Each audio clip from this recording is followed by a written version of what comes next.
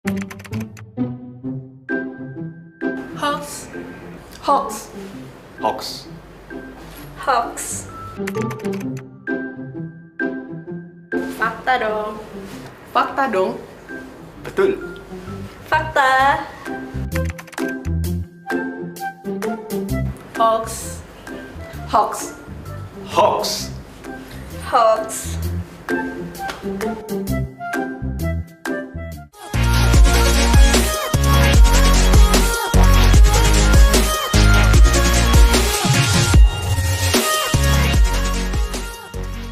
Halo rekan ASN, kali ini Kementerian Pan-RB menghadirkan sesuatu yang baru, yaitu ASN Corner.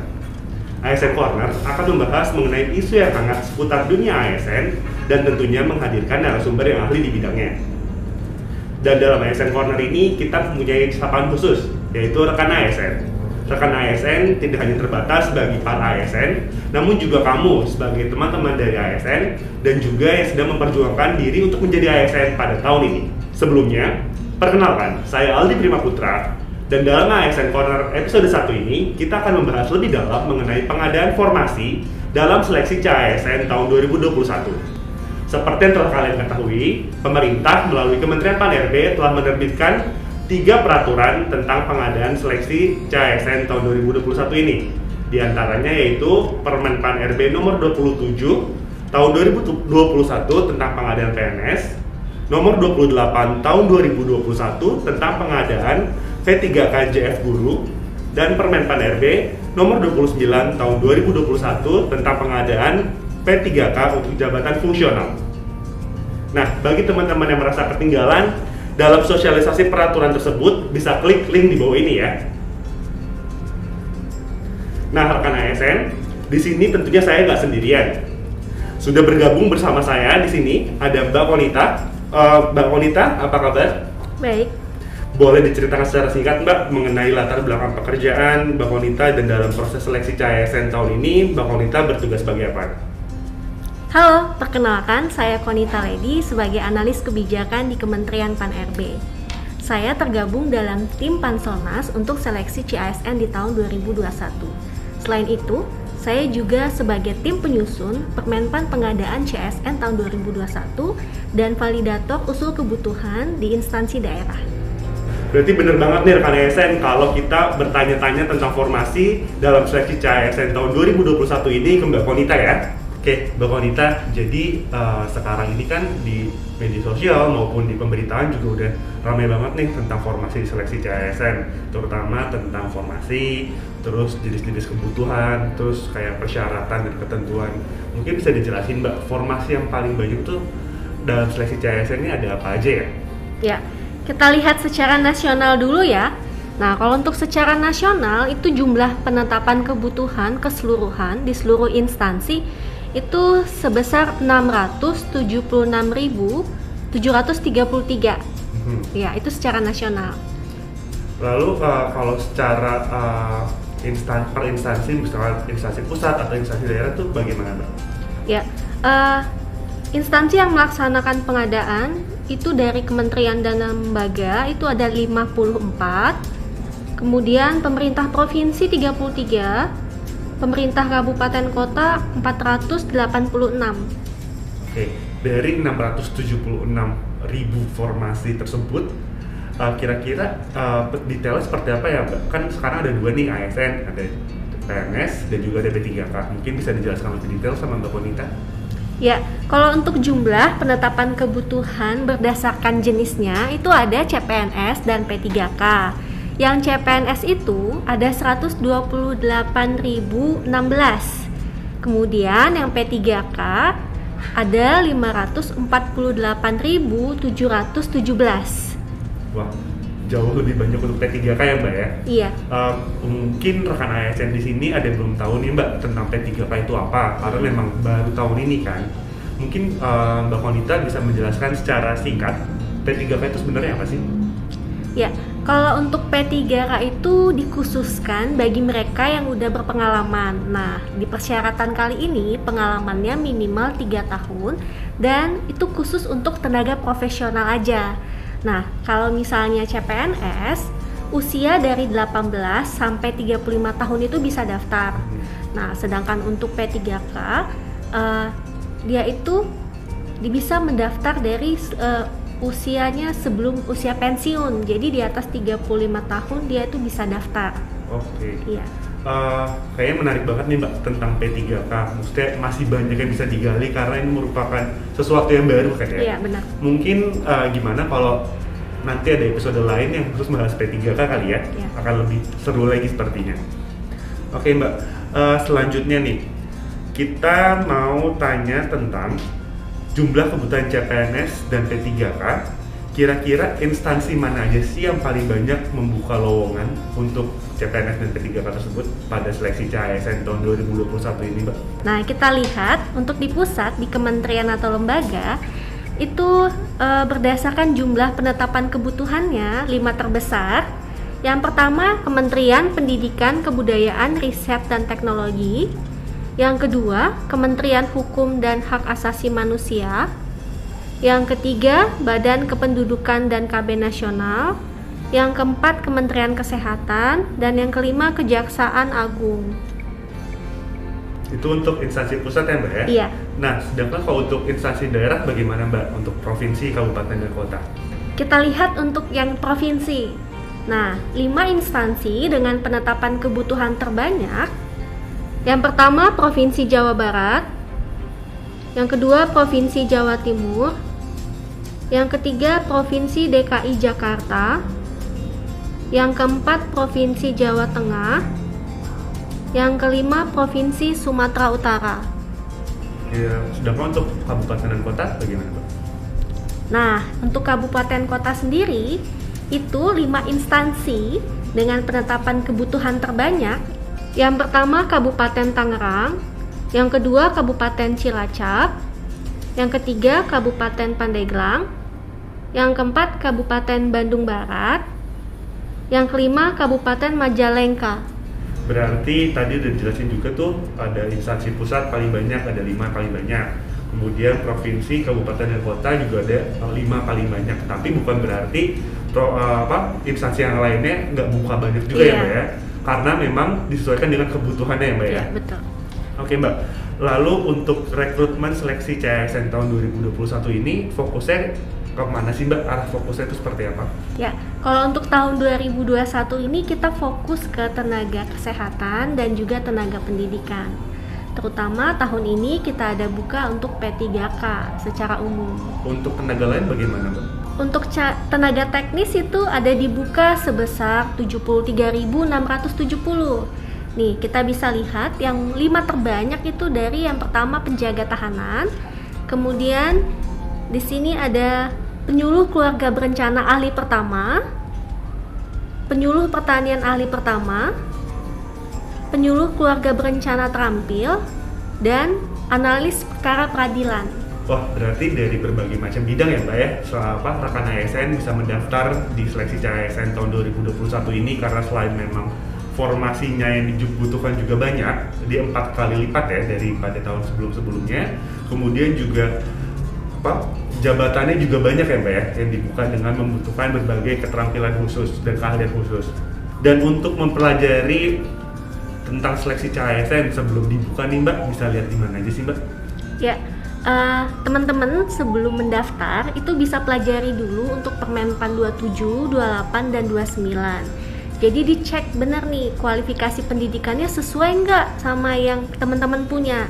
Jangan sampai teman-teman itu melamar di jabatan yang tidak sesuai dengan kualifikasi pendidikan yang kalian punya, karena nanti bisa langsung gagal untuk seleksi administrasinya. Oh, gitu. Jadi memang harus detail ya Mbak ya? Detail, dicek persyaratannya.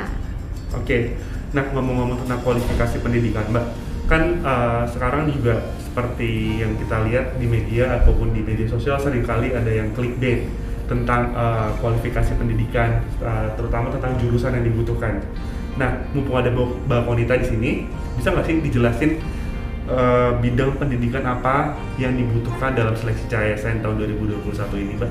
Buat yang penasaran, ini kita bisa lihat. Yang pertama itu ada keperawatan dan nurse, kemudian yang kedua hukum, yang ketiga kebidanan, yang keempat administrasi negara, dan yang kelima manajemen. Tapi dengan catatan, dalam satu formasi ini bisa terdapat kemungkinan kelompok kualifikasi pendidikan yang saya sebutkan tadi itu bersaing dengan kualifikasi pendidikan lainnya. Jadi untuk lebih lengkapnya bisa disilahkan dicek di pengumuman masing-masing instansi. Oh gitu, jadi mungkin jabatan yang bisa diisi oleh multidisipliner seperti itu ya Mbak ya? Oke, Mbak tadi kan dijelaskan bahwa kualifikasi pendidikan yang sudah kuliah ya Mbak ya, sudah S1 atau lebih tinggi di atasnya. Sedangkan untuk yang bagi rekan-rekan ASN nih yang baru lulus SMA tapi ingin menjadi ASN, ada nggak sih Mbak kesempatan itu? Dan kalau ada, formasinya apa aja Mbak? Ya, kalau untuk yang SMA kita ada buka juga. Untuk SMA 5 jabatan terbanyak itu sebagai penjaga tahanan, polisi pamong praja pemula, pengadministrasi penanganan perkara, pengawal tahanan atau narapidana, petugas pertolongan kecelakaan penerbangan dan pemadam kebakaran. Wah, makasih banget Mbak Koni, udah informasinya jelas, lengkap, mulai dari jumlah formasi, terus pembagian CPNS dan P3K, kemudian juga instansi mana aja yang paling banyak membutuhkan formasi CASN, kemudian juga kualifikasi pendidikan juga sudah disebutkan dengan jelas tadi. Selanjutnya kita akan menjawab pertanyaan dari netizen mengenai pertanyaan yang mereka lontarkan di Instagram maupun Twitter Kementerian Pan-RB. Karena sebelumnya kita sudah membuka kesempatan bagi netizen untuk bertanya mengenai formasi seleksi CASN 2021 ini. Oke Mbak Konita, kita langsung masuk aja ya ke pertanyaan pertama. Nah, pertanyaan pertama datang dari Twitter dengan akun @firzanova. Pertanyaannya, apa bedanya seleksi CPNS dan P3K? Ya, kalau untuk CPNS dan P3K, CPNS itu hanya bisa dilamar dengan usia rentannya 18 sampai 35 tahun seperti yang tadi saya sebutkan. Sedangkan untuk P3K itu di atas 35 tahun masih bisa melamar. Dan untuk seleksinya sendiri, kalau untuk P3K mereka tuh tidak perlu ikut SKD dan SKB. Namun ada seleksi kompetensi. Nah, seleksi kompetensi ini terdiri dari seleksi kompetensi teknis, kemudian seleksi kompetensi manajerial dan sosial kultural. Oke, jadi memang ada sedikit perbedaan ya Mbak ya. Mungkin detailnya bisa dilihat di Permenpan nomor 28 dan nomor 27 tadi ya? Iya. Oke. Pertanyaan kedua muncul dari akun Instagram dengan @natasha_dea10. Pertanyaannya, tahun ini masih ada formasi untuk cum laude nggak Min?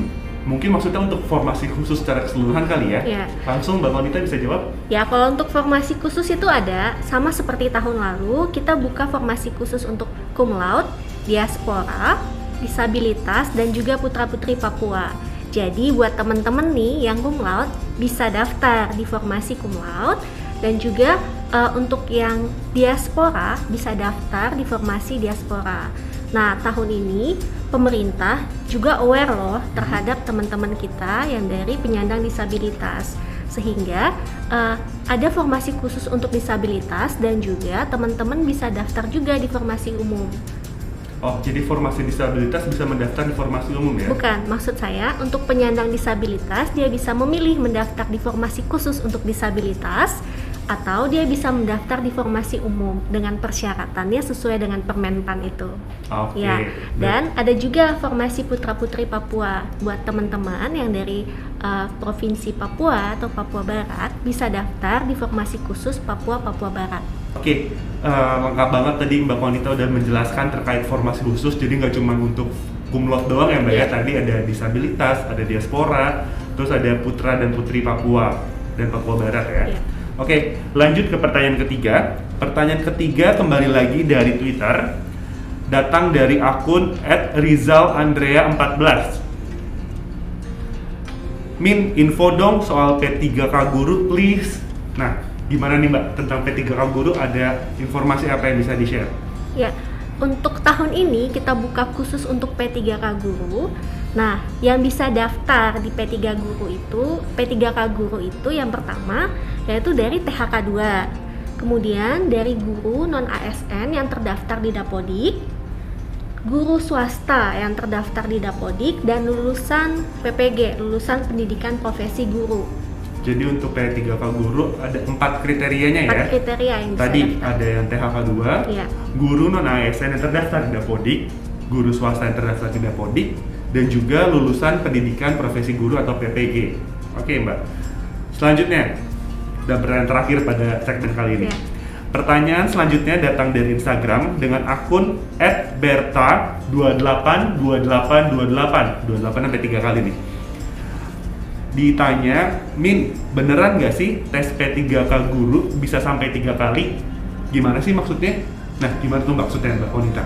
Benar, untuk tahun ini tes P3K guru 3 kali. Tapi untuk lebih jelasnya mungkin bisa ya kita bahas di episode selanjutnya aja. Oke, kita akan punya episode selanjutnya Iya. tentang P3K ya. Oke, sepakat Mbak. Tadi kita udah ada 4 pertanyaan, kurang lebih itu 4 pertanyaan yang kita rangkum dari sekian banyak pertanyaan, kurang lebih pertanyaan sama, jadi kita rangkum dalam 4 pertanyaan tersebut. Dan untuk selanjutnya, kita masih akan banyak lagi informasi menarik terkait ASN yang akan kita bahas di ASN Corner. Jadi stay tune terus di akun Kementerian Pan-RB ya. Ya, terima kasih sekali Mbak Koni atas waktunya untuk mampir ke ASN Corner episode 1 ini yang telah menjelaskan panjang lebar mengenai formasi dalam seleksi CASN 2021. Mungkin Mbak Koni ada yang ingin di-share kepada rekan-rekan ASN di luar sana?